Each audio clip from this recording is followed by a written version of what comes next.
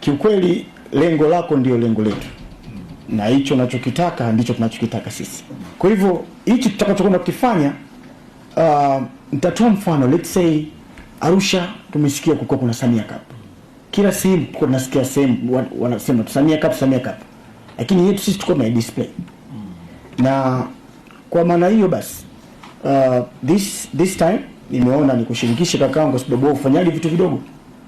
Wewe mambo yako ni makubwa siku zote. Yaani hiyo ni kweli.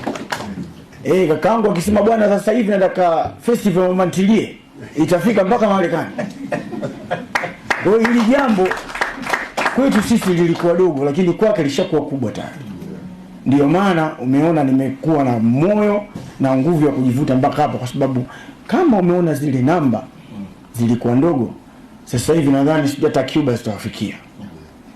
Kwa uwezo wako tumeongeza media partners. Basi kwa maana tutakuwa na partners wenzetu. Tutawachukua media ambazo zina operate Tanzania nzima. Kwa hiyo jambo tutalifanya kwa ushindani. Ushindani unakuja vipi? Ushindani wa media, ushindani wa kitimu, ushindani wa umaarufu, ushindani wa quality ya kudeliver. Asanteni sana. Mimi sina mengi ya kusema.